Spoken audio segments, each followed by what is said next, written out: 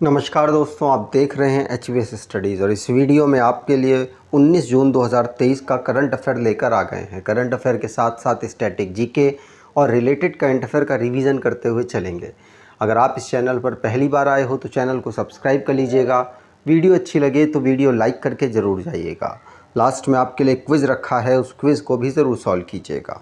चलिए बात करते हैं लास्ट डे के क्विज़ की। तो लास्ट डे आपसे क्वेश्चन पूछा गया था, which country raise the age of consensual sex from 13 to 16।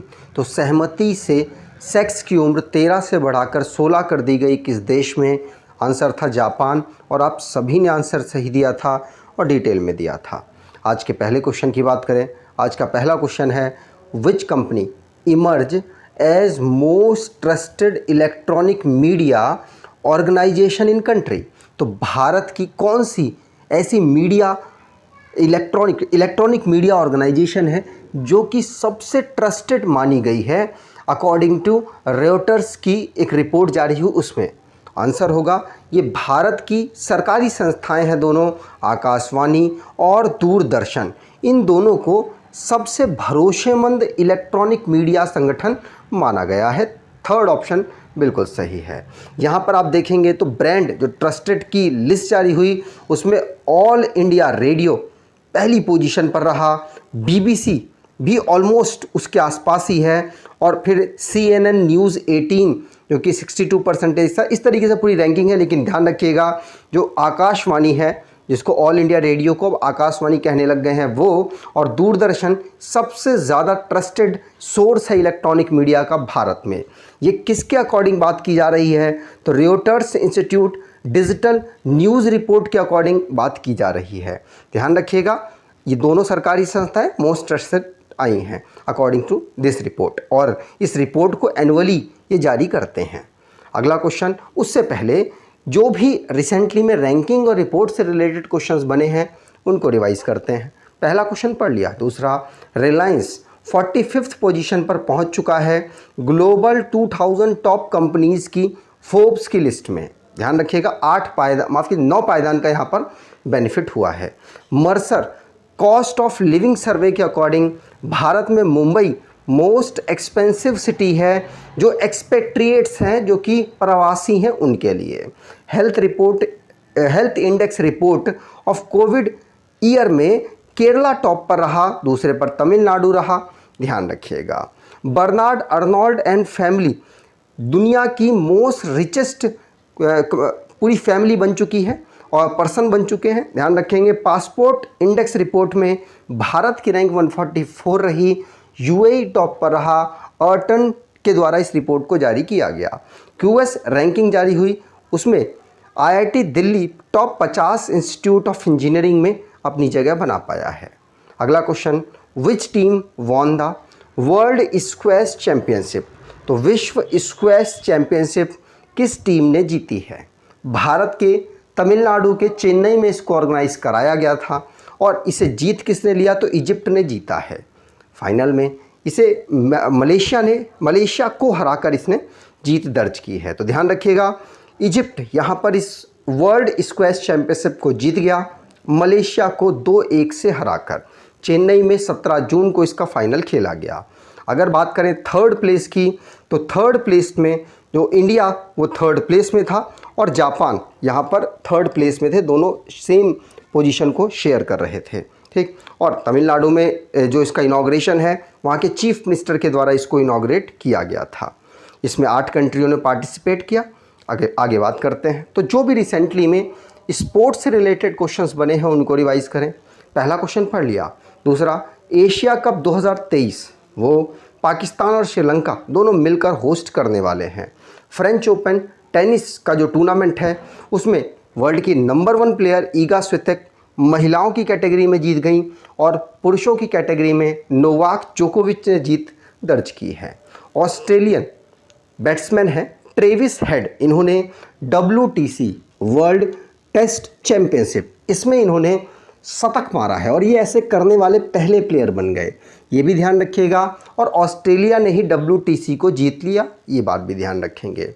Manisha Indian wrestler हैं, UWW रैंकिंग सीरीज़ में बिश्केक में जिसको ऑर्गेनाइज कराया गया था उसे इन्होंने जीत लिया, गोल्ड मेडल प्राप्त किया। मैक्स वर्स्टप्पन जिन्होंने स्पेनिश ग्रैंड प्रिक्स 2023 को जीता। नीरज चोपड़ा जेवलिन थ्रो में मेंस की कैटेगरी में नंबर 1 रैंकिंग पाने वाले प्लेयर बन गए। वोपल्ला प्रणीत तेलंगाना के 82 नंबर के ग्रैंड मास्टर ऑफ इंडिया बने हैं। मैक्स वर्स्टप्पन मियामी ग्रैंड प्रिक्स को जीते हैं। अगर आप लोग में से कोई भी ई बुक परचेज करना चाहता है और रिसेंटली में आपका एग्ज़ाम है, फास्ट रिवीजन करना चाहता है, तो आप इस ई बुक को ले सकते हैं। बेहतरीन तरीके से बेहतरीन क्वेश्चंस के माध्यम से इसे कवर किया गया है। अगर आप इसको परचेज़ करेंगे तो आपको बहुत बेनिफिट मिलेगा एग्ज़ाम में। आगे बात करें, अगला question, which company secures first rank at 4th national water award in best industry category. तो किस कंपनी ने सर्वश्रेष्ठ उद्योग श्रेणी में चौथे राष्ट्रीय जल पुरस्कार में प्रथम रैंक हासिल की। तो अभी आपको पता है बेस्ट इंडस्ट्रीज जो नेशनल वाटर अवार्ड है 4th नंबर का वो दिया गया। आपको पता है केरल ऐसा राज्य है बड़े राज्यों में जिसे वाटर मैनेजमेंट में पहला अवार्ड मिला। उसके बाद छोटे अगर राज्यों की बात करें तो उसमें गोवा है, और अगर यूनियन टेरिटरी की बात करें तो दिल्ली है। अब यहाँ पर नेशनल वाटर अवार्ड में बेस्ट इंडस्ट्री कैटेगरी में बात की जा रही है, तो इंडस्ट्रीज़ की कैटेगरी में एनटीपीसी के बरौनी में एक संस्था है, मतलब बरौनी में इनका एक कह सकते हैं छोटा पार्ट है, वो उस इंडस्ट्री को यहाँ पर बेस्ट इंडस्ट्री कैटेगरी का दर्जा मिला है। ध्यान रखिएगा, वैसे तो एनटीपीसी आपको पता है इसका हेडक्वार्टर नई दिल्ली में अवेलेबल है, लेकिन बरौनी में भी इनकी एक ब्रांच है, उसको यहाँ पर पहली रैंकिंग मिली बेस्ट इंडस्ट्री कैटेगरी में। ध्यान रखेंगे, वाटर को कंजर्व करने में, वाटर को सेव करने में और एनवायरनमेंट में वाटर को बचाने के लिए इन्होंने जो कदम उठाए हैं उसकी वजह से इनको ये अवार्ड मिला है। ठीक, चलिए आगे बात करें तो national waters day waters award इसकी बात करें तो ये 4th नंबर का है। इसको रिप्रेजेंट किया है गजेंद्र सिंह शेखावत ने। जो अवार्ड डिस्ट्रीब्यूट किए हैं वो हमारे वाइस प्रेसिडेंट जगदीप धनखड़ जी ने किए हैं। ठीक, ध्यान रखेंगे। आगे बात करें, अगला question, when is the international day for countering hate speech observed. तो हेट स्पीच का मुकाबला करने के लिए अंतर्राष्ट्रीय दिवस कब मनाया जाता है? आंसर होगा ये 19 जून को हम हेट स्पीच का मुकाबला करने के लिए अंतर्राष्ट्रीय दिवस ऑब्जर्व करते हैं। ये ध्यान रखेंगे, इसको यूनाइटेड नेशन के द्वारा ऑब्जर्व किया जाता है। यूनाइटेड नेशन जो भी हेट स्पीच होती हैं, चाहे वो रिलीजियस बेस हो, एथनिसिटी बेस हो, नेशनैलिटी बेस हो, रेस, कलर से रिलेटेड जो भी डिस्क्रिमिनेशन हो और जेंडर से रिलेटेड और भी दूसरे फैक्टर्स हों, उनके अगेंस्ट इसको ऑब्जर्व करता है, जिससे कि लोगों के अंदर ये जो डिस्क्रिमिनेशन वाली भावना है इसको कम किया जा सके, उसके खिलाफ इन लोगों में अवेयरनेस फैलाई जा सके। आगे बात करें, अगला क्वेश्चन, वारकरी कम्युनिटी सेलिब्रेटेड पालकी फेस्टिवल इन विच स्टेट। तो वारकरी समुदाय ने किस राज्य में पालकी उत्सव मनाया है? तो वारकरी समुदाय ने महाराष्ट्र में पालकी उत्सव मनाया है। लगभग 1950-1960 के आसपास से लगातार जो ये कम्युनिटी है, वारकरी कम्युनिटी, ये पालकी फेस्टिवल को महाराष्ट्र में ऑब्जर्व कर रही है। तो महाराष्ट्र आंसर यहाँ पर सही होगा। पालकी फेस्टिवल एनुअल यात्रा है जो पंधारपुर तक पहुँचती है, और इसमें हिंदू जो गॉड हैं विधोबा, उनके रिस्पेक्ट में इस यात्रा को निकाला जाता है। ये जून के महीने में लगभग मनाई जाती है और 22 दिन तक पूरी ये चलती है। इसे 1900 लगभग आप कहें तो 59 या फिर 1950 से 1960 के बीच से इसको ऑब्जर्व करना शुरू किया गया और लगातार तब से इस यात्रा को निकाला जाता है महाराष्ट्र में जो वारकरी कम्युनिटी है उसके द्वारा। अगला question, which IIT researchers develop data science IoT based method for mobile pollution monitoring. तो किस IIT के शोधकर्ताओं ने मोबाइल प्रदूषण निगरानी के लिए डेटा साइंस IoT आधारित विधि विकसित की है? जो IIT रिसर्चर्स हैं, तो ये IIT मद्रास के रिसर्चर्स ने mobile based pollution monitoring system को डेवलप किया है। तो 4th ऑप्शन यहाँ पर बिल्कुल सही होगा, कुछ इस प्रकार से वो दिखता है। तो मोबाइल के माध्यम से उसको कंट्रोल किया जा सकता है, मोबाइल के माध्यम से अपने आसपास की जो एयर क्वालिटी है उसको जाना जा सकता है, लो कॉस्ट में आप एयर क्वालिटी को पहचान सकते हैं कि आपके यहाँ की एयर क्वालिटी कैसी है। और ये IIT institute of technology Madras के द्वारा इसको डेवलप किया गया है। याद रखिएगा, इस प्रोजेक्ट का नाम कात्रु रखा गया, मीन एयर, तमिल में इसको एयर कहते हैं, ठीक है, कात्रु याद रखेंगे, पूछा जा सकता है कात्रु क्या है। ठीक, अगला question, which ministry introduces Y break yoga at office chair for employ stress relief. तो कर्मचारी तनाव से राहत के लिए किस मंत्रालय ने Y break yoga at office chair पेश किया है। तो जो हमारी कंपनीज या फिर किसी मतलब गवर्नमेंट संस्थाओं में लोग काम कर रहे हैं, उनके लिए योगा ब्रेक से लेकर, वाई ब्रेक से लेकर एक इनिशिएटिव चलाया गया है। किस मिनिस्ट्री के द्वारा? तो मिनिस्ट्री ऑफ आयुष के द्वारा चलाया गया, जिससे कि लोग उनको चेयर पर ही बैठे बैठे अपनी योगा के कुछ आसन कर लें, जिससे उनका माइंड एकाग्र हो सके, उनकी जो कंसंट्रेशन पावर है वो इंक्रीज हो सके और स्ट्रेस रिलीफ हो। इसीलिए मिनिस्ट्री ऑफ आयुष ने कुछ इस प्रकार की इनिशिएटिव लॉन्च किया है। इसमें मेनली 3 आसन को इंट्रोड्यूस किया गया है। आसनास, जो पोस्चर है उसको सही रखना है, मतलब बैठना है आसन के हिसाब से चेयर पे ही, और प्राणायाम मतलब ब्रीथिंग टेक्निक होती है उसको करना है, साथ साथ ध्यान मेडिटेशन करना है, जिससे कि ये 3 टेक्निक से आप माइंड को एकाग्र रख सकेंगे, ऐसा कहना है मिनिस्ट्री ऑफ आयुष का। आयुष कौन संभाल रहे हैं? तो सर्वानंद सोनोवाल जी इस समय पर मिनिस्ट्री ऑफ आयुष संभाल रहे हैं। ये आयुर्वेदा, योगा, न्यूरोपैथी, नेचुरोपैथी, माफ़ कीजिएगा, यूनानी, सिद्धा और होम्योपैथी, इसको प्रमोट करने के लिए इस मिनिस्ट्री को डेवलप किया गया। आगे बात करें, अगला question, Britain appoints whose as first female envoy to Pakistan. तो ब्रिटेन ने पाकिस्तान में पहली दूत के रूप में किसे नियुक्त किया है? तो पहली महिला दूत के रूप में किसे नियुक्त किया है? तो जैन मैरियोट को नियुक्त किया है। ये किसकी जगह लेंगी?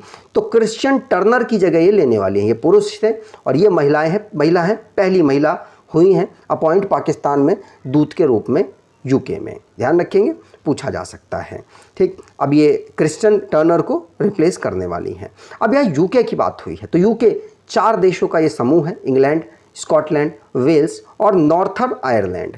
कैपिटल इसकी लंदन है, प्राइम मिनिस्टर ऋषि सुनक हैं, एम्परर चार्ल्स III हैं, पाकिस्तान की कैपिटल इस्लामाबाद है, चेयरमैन आरिफ अलवी हैं, प्राइम मिनिस्टर शहबाज शरीफ हैं। अगला question, whose launch the book master residential real estate. तो मास्टर रेजिडेंशियल रियल एस्टेट पुस्तक का विमोचन किसने किया है? आंसर होगा, ये किया है अश्विंदर आर सिंह ने। अश्विंदर आर सिंह के द्वारा ही इस बुक को लिखा गया। ये मास्टर रेजिडेंशियल रियल एस्टेट से बेस एक बुक है जो कि अश्विंदर आर सिंह के द्वारा ही लिखी गई और इनके द्वारा ही इसको रिलीज़ किया गया। ठीक, ये रियल एस्टेट से रिलेटेड इन्होंने इस बुक को लिखा है, क्योंकि ये खुद रियल एस्टेट एक्सपर्ट है। और इस बुक को याद रखिएगा, मास्टर रेजिडेंशियल रियल एस्टेट। तो जो रिसेंटली में बुकें रिलीज़ हुई उनको रिवाइज करते हैं। जैसे विजय दादरा रिंग साइड नाम की पुस्तक को इन्होंने लिखा। Aditya Bhushan gut amidst bloodbath the Anshuman Gaekwad narrative, इस बुक को लिखा। रस्किन बॉन्ड ने द गोल्डन ईयर्स को लिखा। अमिताभ कांत ने made in India 75 year of business and enterprises को लिखा। श्री नारायण वगुल ने रिफ्लेक्शंस को लिखा। अमिताभ घोष ने स्मोक एंड एसेस को लिखा। बोरियो मजूमदार ने सचिन @50 सेलिब्रेटिंग आ मेस्ट्रो को लिखा। शांतनु गुप्ता ने the graphic novel Ajay to Yogi Adityanath को लिखा है। अब लास्ट डे के जो करंट अफेयर हैं उनको रिवाइज करते हैं। तमिलनाडु, जहाँ पर एक पत्थर मिले हैं और ये नियोलिथिक पीरियड के पत्थर हैं, ध्यान रखिएगा, पूछा जा सकता है। तेलंगाना, जहाँ की 5 बिल्डिंगों को सिलेक्ट किया गया इंटरनेशनल ग्रीन एप्पल अवार्ड के लिए, क्योंकि ये ब्यूटीफुल बिल्डिंग्स डेवलप हुई हैं उस कैटेगरी में। मध्य प्रदेश, जिसको नेशनल वाटर अवार्ड मिला है, ये माफ़ कीजिएगा, ऊपर मैंने केरला बोल दिया था, मध्य प्रदेश को वो अवार्ड मिला, ध्यान रखिएगा, मैं ऊपर एडिट कर दूंगा उसको आप देख लीजिएगा। 17 जून को world day to combat desertification and drought हम ऑब्जर्व करते हैं। जम्मू कश्मीर में national conference of tribal writers की एक कॉन्फ्रेंस ऑर्गेनाइज हुई। जापान, जिसने 13 साल से 16 साल बढ़ा दी है अपनी कंसेक्सुअल सेक्स की एज। अगला क्वेश्चन, गोपीचंद्र हिंदुजा, ये हिंदुजा ग्रुप के चेयरमैन बने हैं। फिलीपींस, जहां पर मायोन वोल्केनो है और वो इरप्ट हुआ है, मोस्ट एक्टिव वोल्केनो है फिलीपींस का। पाकिस्तान की नादिया खान ने रिटायरमेंट ले ली और ये बलूचिस्तान से पहली ऐसी फीमेल थी जो कि पाकिस्तान की क्रिकेट टीम में खेल रही थी। आज के क्विज की बात करें तो Britain appoints whose as first female envoy to Pakistan. तो ब्रिटेन ने पाकिस्तान में पहली महिला दूत के रूप में किसे नियुक्त किया है? कमेंट बॉक्स में डिटेल में आंसर दीजिएगा। अगर आपको ये वीडियो अच्छी लगी है तो आपसे अनुरोध करूंगा, वीडियो को लाइक कर दीजिएगा, चैनल को सब्सक्राइब कर लीजिएगा और एटलीस्ट अपने कुछ दोस्तों तक वीडियो को शेयर ज़रूर कीजिएगा। धन्यवाद।